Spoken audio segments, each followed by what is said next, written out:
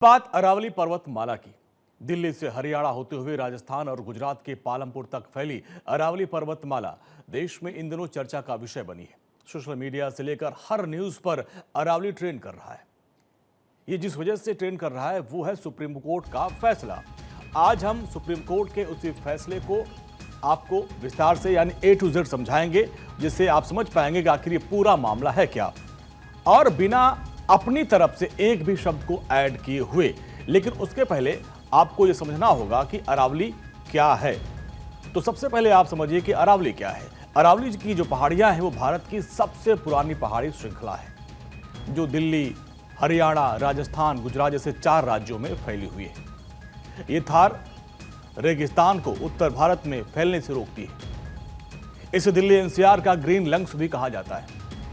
ये पानी की सुरक्षा करती है, मौसम को नियंत्रित करती है, वन्य जीवों और को बचाती है। अरावली का मामला लैंडस्केप, पानी, हवा और भविष्य के पीढ़ियों से जुड़ा हुआ है। लेकिन पिछले कई सालों से यहां माइनिंग का एक बड़ा विवाद है और बड़ी समस्या है माइनिंग और उससे कट रही पहाड़ियां। जंगल उजड़ रहे हैं, पानी के सोर्सेज खत्म होते जा रहे हैं, रेगिस्तान फैलने का खतरा बढ़ता जा रहा है।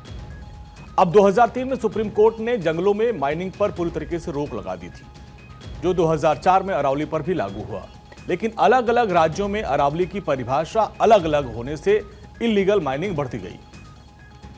दरअसल हरियाणा में अरावली की कोई डिफिनेशन नहीं है, राजस्थान अलग है, दिल्ली और गुजरात अलग है। अब अरावली की परिभाषा अलग अलग होने की वजह से इलीगल माइनिंग बढ़ती गई। माइनिंग कंपनियां और सरकारें कहती हैं कि माइनिंग से रोजगार मिलता है, लाखों लोग इससे जुड़े हुए हैं। लेकिन पर्यावरण कार्यकर्ता कहते हैं कि मिसरी स्टोन के लिए ये बड़े पैमाने पर नुकसान है। इससे पानी की कमी, बाढ़ और प्रदूषण बढ़ता है। हाल में ही कोर्ट की एक नई परिभाषा से विवाद और बढ़ गया, क्योंकि कुछ लोगों का कहना है कि अब 100 मीटर से कम ऊंचाई वाले जो पहाड़ियां हैं वो माइनिंग के लिए खुल सकती हैं, जिससे राजस्थान में विरोध शुरू हो गया। और आज हम कोर्ट के इसी फैसले को आपके सामने रखेंगे कि आखिर सुप्रीम कोर्ट ने अपने फैसले में क्या कहा। हम आपको यह फैसला आसान भाषा में समझाएंगे ताकि आप इसको बहुत ही आसानी से समझ सकें। दरअसल कोर्ट ने अरावली को इकोलॉजिकल शील्ड यानी पर्यावरणीय ढाल कहा है और कहा है कि बिना नियंत्रण वाली माइनिंग देश के लिए बड़ा खतरा है, लेकिन पूरी तरीके से माइनिंग बंद नहीं हो सकती। यह बहुत बड़ा वर्ड था, पूरी तरीके से माइनिंग बंद नहीं की जा सकती, क्योंकि इलीगल माइनिंग और माफिया इससे बढ़ सकते हैं। इसके बजाय सस्टेनेबल माइनिंग पर जोर दिया गया है। अब बात करते हैं उन मुख्य पॉइंट्स की जो कोर्ट ने अरावली की नई परिभाषा को लेकर बताए। अरावली हिल्स में वो लैंडफॉर्म है जो स्थानीय लेवल पर 100 मीटर से या उससे ऊंची हो, जिसे निचले कंटूर लाइन से मापा जाता है। 2 या अधिक ऐसी जो हिल्स हैं 500 मीटर के अंदर हो। कोर्ट का कहना है कि 500 मीटर के अंदर वाली जो पहाड़ियां जुड़ी रहती हैं वो तो बीच का जो एरिया भी सुरक्षित रहता है। ये परिभाषा सभी राज्यों के लिए एक समान होगी ताकि कोई भ्रम ना हो। इसके अलावा कोर्ट ने यह भी कहा कि पर्यावरण, वन और जलवायु परिवर्तन मंत्री भूपेंद्र यादव ने अरावली को बचाने के लिए जो बात कही थी, कोर्ट के फैसले के बाद भारत 24 ने उनसे खास बातचीत की और पूरे इस प्रकरण को समझा। अरावली पूरी तरीके से बचेगी, सुरक्षित रहेगी, संरक्षित रहेगी। ये मेरा वादा नहीं, ये मेरी प्रतिबद्धता है और ये प्रधानमंत्री जी का संकल्प भी है। दरअसल सुप्रीम कोर्ट का जो जजमेंट है वो इलीगल माइनिंग को रोकता है। माइनिंग पूरे अरावली में 2002 से ही प्रतिबंधित है, लेकिन लूप होल निकाल करके ये काम चल रहे हैं। अब इसी लीगल लूप होल को प्लग करने के लिए सुप्रीम कोर्ट ने 100 मीटर की डेफिनेशन दे दी है। लेकिन 100 मीटर के नीचे वाले अरावली को कैसे बचाया जाए, कोर्ट ने जो बताया वो अब आप समझिए। 90% अरावली इसी कैटेगरी में आती है। अब नई माइनिंग लाइसेंस नहीं दिए जाएंगे तब तक पर्यावरण मंत्रालय CFRE की मदद से management plan for sustainable mining तैयार न कर सके। यह प्लान इकोलॉजिकल जांच के बाद बताएगा कि कहां माइनिंग हो सकती है।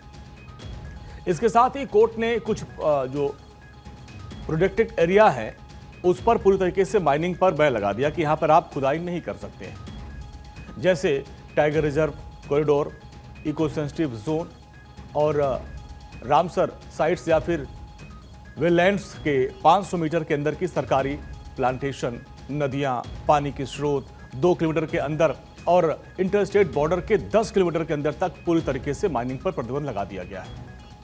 लेकिन कोर्ट ने पुरानी माइनिंग को पूरी तरीके से बंद नहीं किया है। अब इसको समझिए, कोर्ट ने कहा कि माइनिंग से फायदा कम लेकिन नुकसान ज्यादा है, इसलिए बैलेंस करना बहुत जरूरी है। कोर्ट ने कहा कि पुरानी माइनिंग जारी रह सकती है लेकिन सख्त नियमों के साथ, जैसे पर्यावरण क्लियरेंस का पालन करना होगा, ग्राउंड वाटर को नहीं छूना होगा और इलीगल माइनिंग बंद करनी होगी। विस्फोटकों का इस्तेमाल कम से कम करना होगा। तो ये जो सख्त नियम है इसका पालन करना होगा। तो ये कोर्ट में कहा गया है ताकि जो बंद माइंस को रिस्टोर बहाल करना जरूरी है। कोर्ट ने अरावली को बचाने को लेकर कई और भी प्लान सुझाए हैं।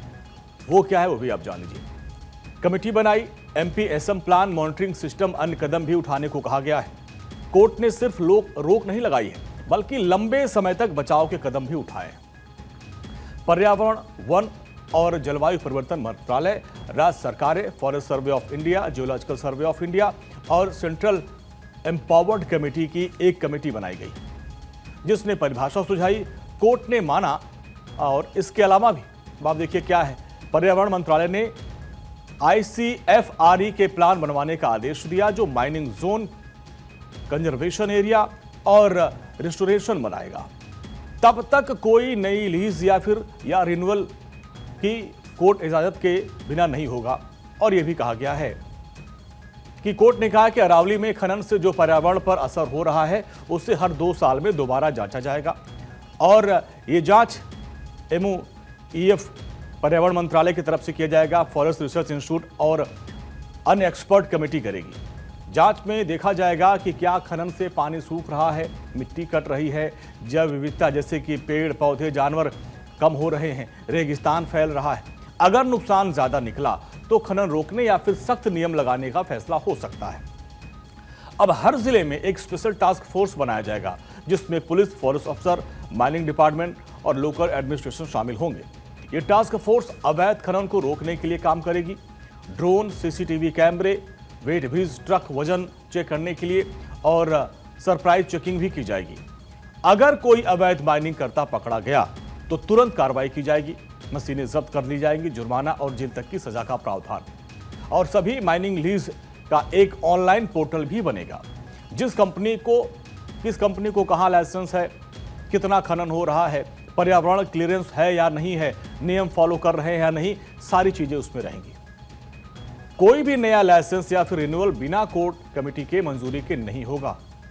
अब राज्यों से क्या है, हर राज्य सरकार यानी हरियाणा, राजस्थान, गुजरात, दिल्ली को एफिडेविट देना होगा जिसमें लिखना होगा कि वो कोर्ट के नियम का पालन कर रहे हैं, इलीगल माइनिंग रुकी हुई है और निगरानी हो रही है, सस्टेनेबल माइनिंग प्लान पर भी काम चल रहा है। अगर एफिडेविट में झूठ पकड़ा गया या कोई कंप्लेंट्स नहीं है तो कोर्ट सख्त कार्रवाई कर सकता है, जैसे जुर्माना, अधिकारी पर केस हो सकता है। इसका मकसद राज्य सरकारों को जवाबदेह बनाना, क्योंकि पहले अगर अलग अलग राज्य अलग अलग नियम बनाते थे। अब कोर्ट का मकसद यह है कि इलीगल माइनिंग माफिया को खत्म करना, क्योंकि कोर्ट ने कहा कि पूरी माइनिंग बंदी से माफिया बढ़ सकते हैं, इसलिए सख्त निगरानी जरूरी है। इसके अलावा कई और भी कदम कोर्ट ने उठाए हैं, जैसे कि बंद माइंस 1 हेक्टेयर से ज्यादा को बहाल करना, क्रशर जोन 10 किलोमीटर के अंदर नहीं होना और अरावली ग्रीन वॉल प्रोजेक्ट जैसी योजनाओं को सपोर्ट करना है। कोर्ट ने UNCCD जैसे अंतर्राष्ट्रीय समझौतों का भी जिक्र कर रेगिस्तान रोकने पर जोर दिया है। तो कुल मिलाकर कोर्ट ने पर्यावरण बचाने और रोजगार के बीच में बैलेंस बनाने की पूरी कोशिश की है। लेकिन कुछ लोग कहते हैं कि 100 मीटर की लिमिट से छोटी पहाड़ियां खतरे में पड़ सकती हैं। अब कोर्ट में ये 100 मीटर वाला जो कॉन्सेप्ट है वो कैसे आया, इसको भी क्लियर कर लेते हैं। दरअसल कोर्ट ने पर्यावरण मंत्रालय की कमेटी की सिफारिश मानी जो वैज्ञानिक आधार पर बनाई गई थी। पहले अलग अलग राज्यों में अलग अलग नियम थे, कुछ में तो कोई परिभाषा ही नहीं थी, जिससे अवैध खनन बढ़ता चला गया।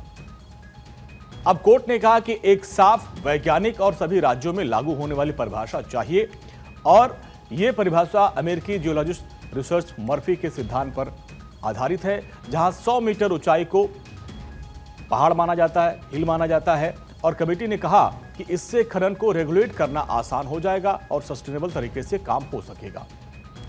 और इसी को लेकर अब हमने पर्यावरण और वन जलवायु परिवर्तन मंत्री भूपेंद्र यादव से सवाल पूछा तो उन्होंने इसका जवाब दिया कि ऐसा इसमें कहीं भी नहीं लिखा कि 20 मीटर से 100 मीटर में हो सकती है। ऐसा इसमें कहीं नहीं लिखा है कि 20 मीटर से 100 मीटर में हो सकती है। आप जो लाइन पढ़ रही हो इसमें कहीं ये लिखा ही नहीं है। ये जो चीज़ लिखी है ये डायरेक्शन है कि अरावली क्षेत्र में जो माइनिंग होगी उसके लिए एक मैनेजमेंट प्लान बनना पड़ेगा, management plan for scientific mining. जब management plan for scientific mining जो है ICFRE द्वारा बनाया जाएगा, उसमें ये बनाया जाएगा कि जिस जगह पर माइनिंग की परमिशन दी गई है या की जा रही है वो कितनी इकोलॉजिकल सेंसिटिव है, उसी के हिसाब से ही परमिशन दी जा सकती है। तो कुल मिलाकर नई खनन लीज पर पूरी तरीके से रोक रहेगी और जब तक सस्टेनेबल माइनिंग प्लान तैयार नहीं होता पुरानी माइनिंग सख्त नियमों के साथ जारी रखने की इजाजत है। लेकिन इलीगल माइनिंग और नियम तोड़ने पर जीरो टॉलरेंस है। ये सारे कदम लगातार मॉनिटरिंग के लिए हैं ताकि अरावली का इकोसिस्टम बचा रहे और रेगिस्तान न फैले। 500 मीटर के अंदर वाली पहाड़ियां जुड़ी रहती है तो बीच का एरिया भी सुरक्षित रहेगा। तो कुल मिलाकर 90% से अधिक क्षेत्र संरक्षित रहेगा और खनन सिर्फ 0.19% करीब 278 वर्ग किलोमीटर में ही होगा। अरावली को लेकर भारत 24 से खास बातचीत में केंद्रीय पर्यावरण मंत्री भूपेंद्र यादव ने कहा कि दिल्ली, गुरुग्राम, फरीदाबाद समेत अरावली के कई हिस्सों में खनन पहले से ही प्रतिबंधित है।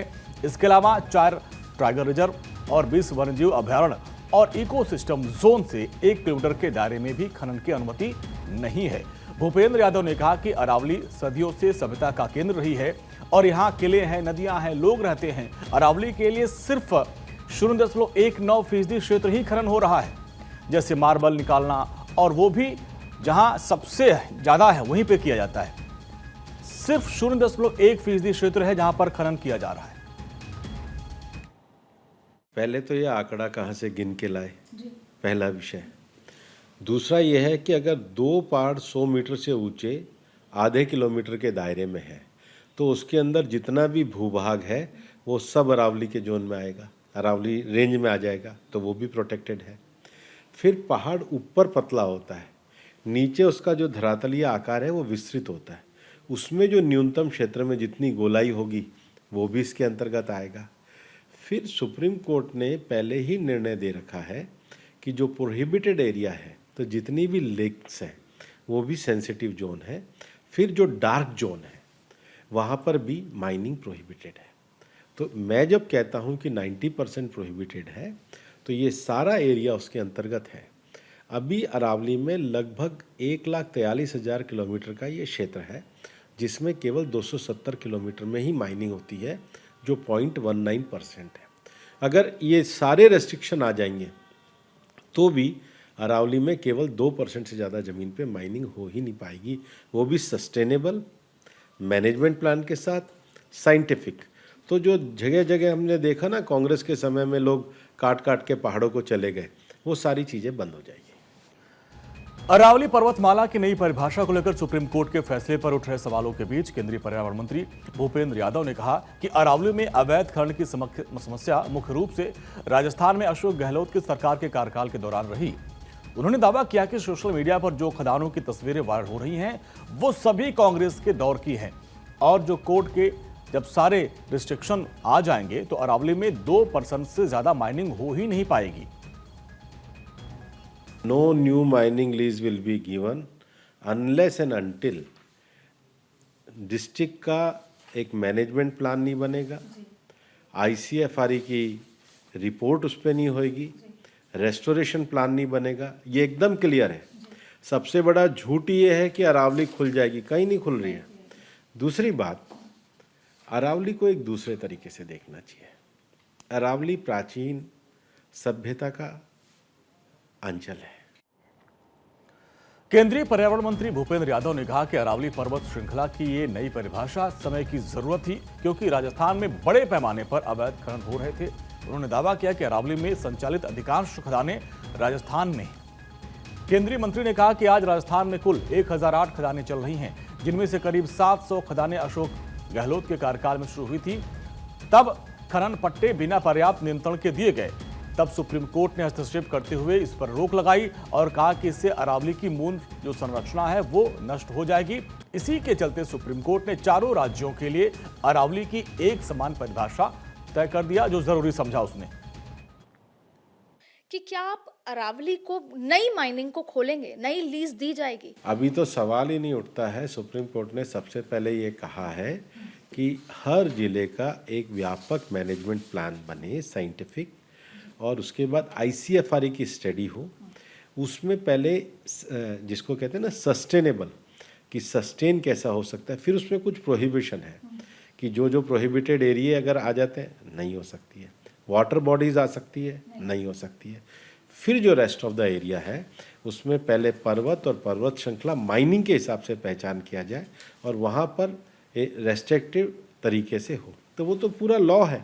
देखो ये जो लोग कह रहे हैं ना चेंज हो गया, कैसे चेंज हो गया?